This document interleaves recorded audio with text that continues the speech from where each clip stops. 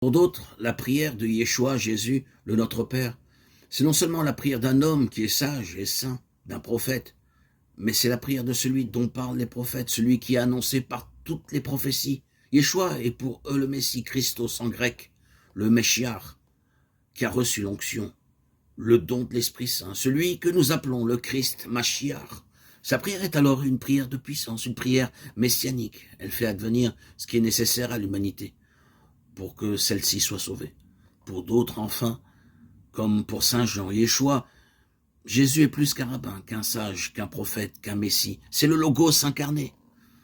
C'est-à-dire qu'il reconnaît dans cet homme son ami, son enseigneur, qui marche à ses côtés, l'information créatrice, celle qui est à l'œuvre dans l'univers, qui donne la vie, le mouvement et l'être à tout ce qui nous entoure. Cette fois, le Logos ne nous parle plus seulement dans le langage de la nature, mais dans une langue humaine. Ils nous disent que nous ne savions plus déchiffrer dans les mousses, dans le chant des oiseaux, dans le fracas de l'orage ou dans les méandres du fleuve. Pour Jean, le Notre Père, la prière de Yeshua, c'est la prière même du Logos dans l'homme. C'est une information créatrice qui le fait évoluer vers cette plénitude de l'être, en relation avec son principe et avec tout ce qui l'entoure, qu'on appellera le Fils de Dieu. La prière de Yeshua, c'est la prière du Fils de Dieu en nous, ce qui n'enlève rien au Fils de l'homme, que nous sommes, de notre appartenance à une famille, à un peuple, à une race. Mais nous sommes plus que cette somme de déterminisme et de souvenirs qui nous constituent. Dire le Notre Père, ce n'est pas cesser d'être les enfants de nos parents, fils et filles de la terre, mais c'est être aussi fils et filles du vent, de la lumière, engendrés non seulement pour une vie mortelle, mais pour une vie qui ne meurt pas. C'est retrouver notre filiation perdue ou oubliée, notre filiation essentielle avec l'essence même de tout être, de toute conscience, de toute vie. Chacun prie le Notre Père selon le niveau d'humanité où il se trouve, selon la qualité de désir qui l'anime. Savoir qui est celui qui nous a transmis cette prière peut nous aider à assumer et à intégrer différents plans du réel où il nous est donné de vivre du plus charnel au plus spirituel, devenu ainsi des anthropos, à l'image et à la ressemblance de Yahweh,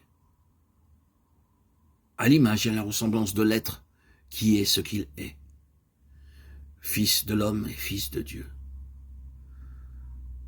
Cette prière à la fois très humaine et très divine, dans quelle langue s'est-elle exprimée? Y aurait-il une langue plus sacrée qu'une autre, plus propice à l'expression du plus intime désir?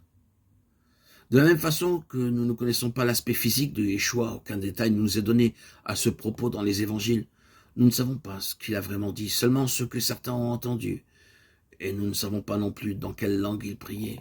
Certains disent que c'était l'araméen.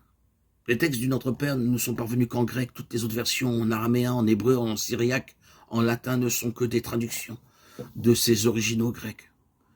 Quelques traductions européennes ou dépendantes de l'Église de Rome, français, anglais, allemand, hongrois, ont été réalisées non pas à partir du grec originel, mais de la Vulgate, traduction en latin de Saint Jérôme, ce qui entraînera quelques variantes dont il faudra montrer les conséquences.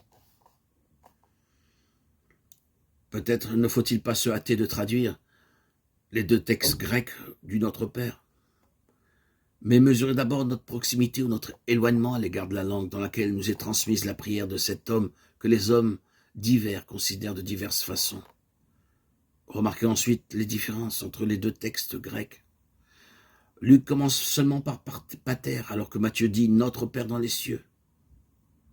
Luc omet que ta volonté soit faite, et sur la terre comme au ciel.